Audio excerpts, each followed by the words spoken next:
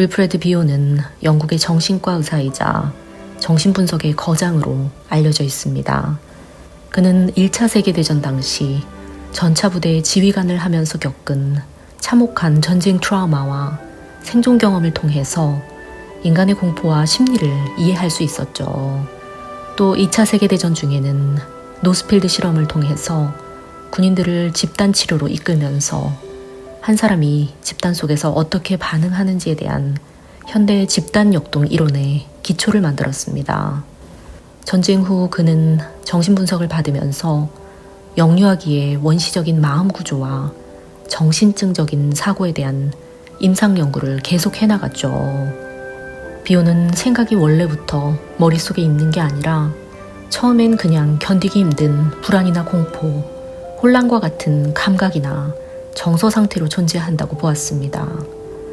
이런 원초적인 감정들은 마음 안에서 처리되고 소화가 돼야만 비로소 생각 가능한 것이 된다는 통찰을 얻게 되죠. 갓 태어난 아기는 배고픔과 추위, 젖은 기저귀로 원인을 알 수 없는 공포를 느낄 수 있습니다. 이때 아기는 내가 지금 배가 고프네 라고 생각할 능력이 없죠. 그저 나를 죽일 것 같은 끔찍한 무언가가 몸속에 있다고 느낍니다. 이것이 비온이 말한 베타 요소입니다. 생각할 수 없고 그저 고통스러운 감각일 뿐이죠. 아기는 이 고통스러운 베타 요소를 견딜 수 없어서 밖으로 내보내려 합니다. 이때 사용하는 도구는 비명과 울음, 몸부림이죠. 비오는 이를 밖으로 내던지기, 투사적 동일시라고 불렀습니다. 아기는 자신의 고통을 엄마의 마음속으로 훅 던져넣게 됩니다. 이제 공은 엄마에게 넘어왔죠. 엄마는 아기의 울음을 듣고 단순히 시끄러워라고 반응하기보다는 아기의 고통을 자신의 마음속에 받아냅니다. 엄마의 마음은 아기의 불안을 받아내는 컨테이너, 그릇이 되죠. 이때 엄마는 수용적인 상태에서 아기가 왜 우는지 직접 느껴봅니다. 우리 아기가 배가 많이 고팠구나. 무서웠지? 이제 괜찮아. 라면서 아기의 공포에 의미를 부여하죠. 엄마의 마음속에서 알파 기능이라는 정신적 소화 시스템이 돌아가고 엄마는 아기의 날 것 그대로의 공포인 베타 요소를 가져와서 그것을 이해 가능한 정서적인 경험으로, 즉 알파 요소로 변형시킵니다. 엄마가 차분하게 기저귀를 갈아주거나 우유를 주면 아기는 정화된 감정을 느끼죠. 이때 아기는 내 고통은 다뤄질 수 있는 거네 라는 경험을 합니다.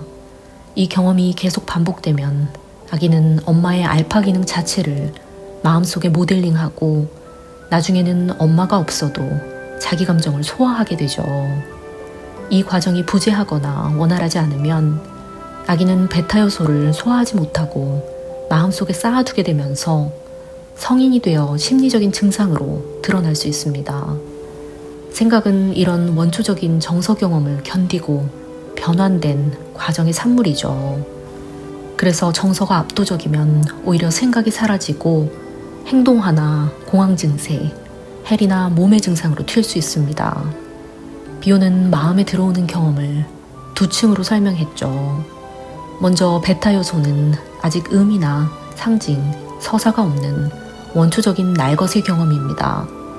감각의 파편, 이유 없는 공포, 몸의 긴장, 이미지 조각, 그냥 못 견디겠다 같은 것들이죠. 이 상태에선 꿈으로도 못 만들고 언어로도 표현하지 못하고 그냥 내 밖으로 던져버리고 싶은 상태가 됩니다. 베타 요소는 소화되지 못한 정신적인 찌꺼기이며 생각될 수 없기에 오직 투사적 동일시를 통해서만 배설되죠. 두 번째로 알파 요소는 베타 요소가 변환되어 꿈이나 상상, 생각이나 말로 다룰 수 있는 형태가 된 것을 말합니다. 베타 요소가 소화되지 않은 생곡이라면 알파 요소는 음이라는 껍질이 씌워진 상태죠. 이 껍질 덕분에 마음이라는 창고에 안전하게 저장할 수 있습니다. 알파 요소는 기억과 꿈, 사고의 재료가 되면서 의식과 무의식의 경계를 형성합니다. 알파 요소들은 서로 연결되어 이야기를 만들 수 있죠. 밤에는 꿈으로 나타나고 낮에는 상상과 예술적인 영감이 됩니다. 알파 요소들은 논리적으로 연결되고 벽돌처럼 추론과 판단이라는 건물로 지어질 수도 있죠. 알파 요소는 지금 내가 불안하네, 저 사람이 나를 무시할까봐 겁나네, 이런 식으로 원초적인 정서에 이름이 붙고 이것이 관계나 시간, 맥락이나 논리에 들어간 상태입니다.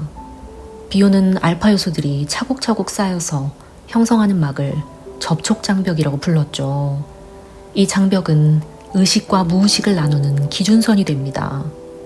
무의식의 압도적인 환상이나 본능적인 충동이 한꺼번에 의식으로 쏟아져 나오지 못하게 알파 요소로 된 접촉장벽이 막아주게 되죠.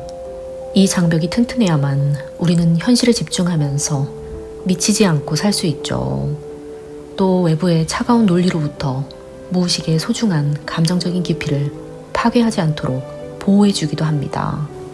또 이 접촉장벽은 의식과 무의식이 건강하게 소통할 수 있도록 해서 무의식의 직관을 의식에 사용할 수도 있죠. 문제는 알파 기능이 작동하지 않아 장벽을 만들지 못하면 그 자리를 소화되지 않은 베타 요소들이 메우게 됩니다. 비오는 이를 베타 스크린이라고 불렀죠. 정상적인 경우 알파 요소들이 모여서 의식과 무의식을 구분하는 접촉 장벽을 만들지만 알파 기능이 없으면 소화되지 않은 베타 요소들이 덕지덕지 달라붙어서 베타 스크린을 만듭니다. 베타 스크린은 현실과 환상에 혼란을 불러오게 되죠. 의식과 무의식의 구분이 모호해지고 꿈과 현실, 내 생각과 다른 사람의 생각을 구별하지 못하고 혼동하게 합니다. 또 소통의 단절이 일어나기 쉽습니다. 베타 스크린은 정보를 소통시키는 것이 아니라 타인의 말을 튕겨내서 왜곡하죠. 상대방이 조언을 해도 나를 비난한다, 나를 이용하려 한다는 식으로 오해하기 쉽습니다. 또 알파 기능이 없으면 고통이 생각이 되지 못하기에 무조건 밖으로 투사하고 내던지죠. 이때 내던져진 베타 요소들은 외부와 결합해서 세상은 공포 그 자체가 됩니다. 예를 들어서 내가 가진 시기심과 파괴성을 소화하지 못하고 밖으로 내던지면 길에 서 있는 차나 사람이 나를 시기하거나 파괴하려 한다고 믿게 되죠. 또 어제의 고통이 알파 요소로 저장되지 않기에 오늘 똑같은 고통을 겪어도 처음처럼 압도될 수 있습니다. 경험으로부터 학습하기가 어려워지죠. 또 알파 기능이 없으면 마음이 아플 때 내가 왜 마음이 아프지? 라고 생각하는 대신 즉각적으로 화를 내거나 파괴 행동을 하는 등 행동으로 배설해야 합니다. 또한 비유나 상징을 이해하지 못하고 모든 말을 문자 그대로 받아들여서 오해하는 경향이 강해지죠. 알파 기능이 없는 사람의 세계는 이해할 수 없는 파편들이 나를 공격하는 공포스러운 세상일 수 있습니다. 베타 요소인 날것의 감각만 있게 되면 이런 감정들을 배설과 투사로만 내보내면서 다 밖으로 던지게 됩니다. 반면 알파 요소로 의미가 부여된 정신적인 조각을 가지게 되면 이를 저장하고 연결하면서 기억하고 꿈이라는 이야기를 만들고 사고를 하고 접촉장벽을 형성해서 무의식과의 경계를 그을 수 있게 되죠. 마음이 건강한 사람은 일상 속에서 베타 요소에서 알파 요소로의 변환이 일어나게 되고 불안이 와도 생각으로 다룰 수 있게 됩니다. 이 변환이 실패하면 불안은 생각이 아니라 독성 물질처럼 느껴져서 밖으로 던져서 타인에게 투사하거나 몸으로 겪어서 신체화 증상이 일어나거나 현실 검증이 흔들릴 수 있다고 보았죠. 참 신기한 것이 알파 기능이 무너진 경우 그 사람의 꿈과 상상, 사고가 함께 흔들린다는 사실을 비오는 임상에서 발견합니다. 이 변환을 수행하는 능력을 비오는 알파 기능이라고 불렀죠. 알파 기능이 잘 돌아가면 원초적인 감정이 올라와도 꿈을 꾸면서 야간에 처리가 됩니다. 공상이나 상상을 통해 완충하고 언어와 사고로 정리할 수 있게 되죠.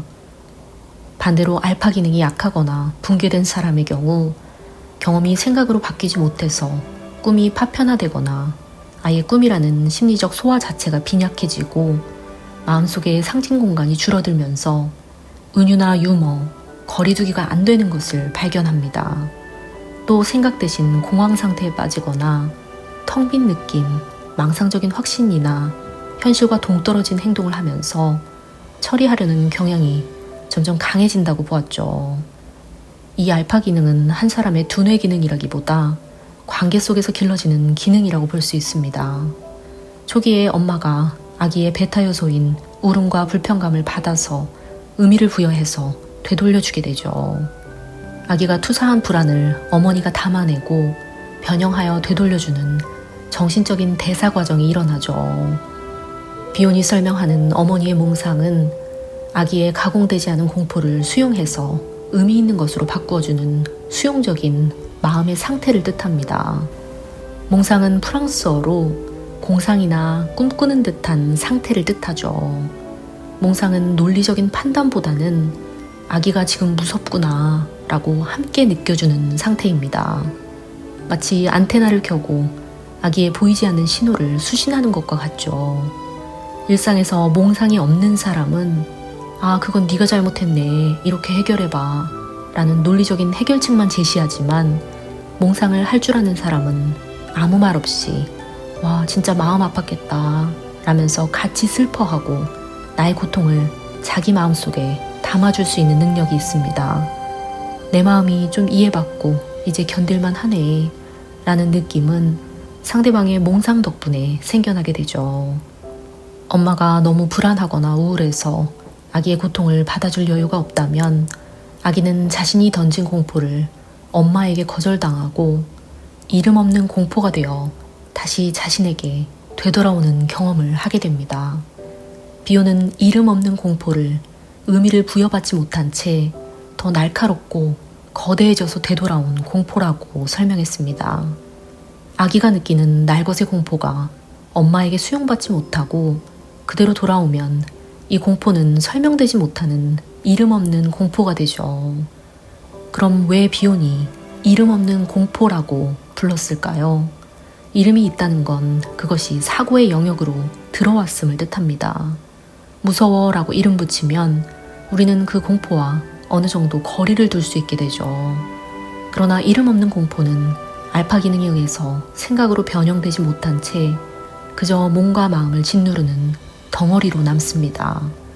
무엇 때문에 힘든지조차 모르는 채로 곧 세상이 무너질 것 같거나 내 존재가 사라질 것 같다라는 압도적인 불안에 시달리게 될 수 있죠.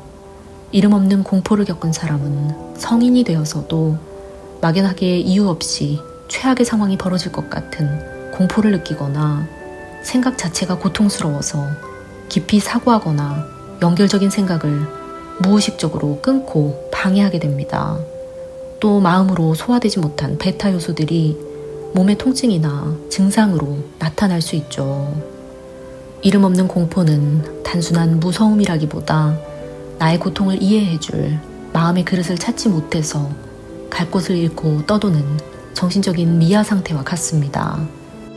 이 때문에 비오는 이름 없는 공포에 이름을 붙여주고 이를 소화할 수 있는 알파 기능을 갖추도록 돕는 것이 치유라고 보았죠. 참 흥미로운 것이 비오는 투사적인 동일시를 단순한 방어 기제가 아니라 인간이 가진 가장 원초적인 의사소통 수단이라고 보았습니다. 상대에게 내가 처리할 수 없는 감정들을 밀어내는 투사적인 동일시가 왜 단순한 배설이 아니라 원초적인 의사소통이라고 보았을까요? 아직 말을 못하는 아기나 자기 감정을 말로 설명할 수 없는 심리적인 혼란을 가진 사람에게는 말로 설명할 수단이 없습니다. 아기는 자신의 고통을 설명하는 대신 상대가 그 고통을 느끼게 만들죠. 나 지금 너무 무서워요 라고 말하는 대신 엄마가 실제로 나도 너무 무서워진다, 아기가 너무 힘들구나 라는 감정을 느끼도록 자신의 감정 조각을 상대의 마음속에 강제로 밀어넣게 되죠. 이것만큼 확실한 전달 방식은 없습니다. 보통 대화는 상대가 나를 이해해 주길 기다려야 하지만 투사적인 동일시는 상대의 내면을 물리적으로 변화시키죠. 원초적 날것의 정서인 베타 요소를 받은 상대는 그 감정을 실제로 자신의 것처럼 느끼게 됩니다. 비유는 이를 통해서 상대가 강제로 공감할 수밖에 없는 상태가 된다고 보았죠. 상대의 내면을 빌려서 나의 고통을 대신 처리하게 만드는 적극적이고 역동적인 소통이기도 합니다. 비유는 이런 투사적 동일시가 내 정서적 쓰레기를 가져가 라는 공격이 아니라 제발 이 감정이 뭔지 좀 알려주세요 라는 간절한 요청이라고 보았습니다. 아기는 자신이 느끼는 것이 배고픔인지 죽음의 공포인지 알 수가 없죠. 그래서 이 날것의 덩어리인 베타 요소를 엄마에게 던지면서 엄마가 그것을 소화한 뒤 이건 배고픔이란다 라는 이름표를 붙여서 돌려주길 기다리게 됩니다. 소통의 궁극적인 목적이 이해라면 투사적 동일시는 자신의 존재를 이해받기 위한 가장 처절한 소통이기도 하죠.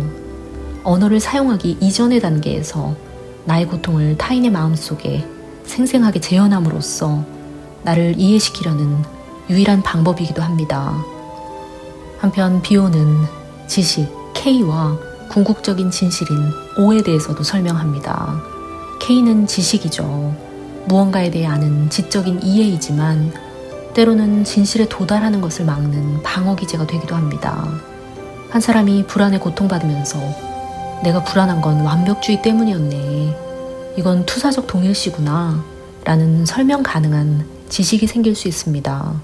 이 지식은 혼란을 정리하고 원인과 결과를 짚으면서 불안이 일시적으로 내려갈 수 있죠.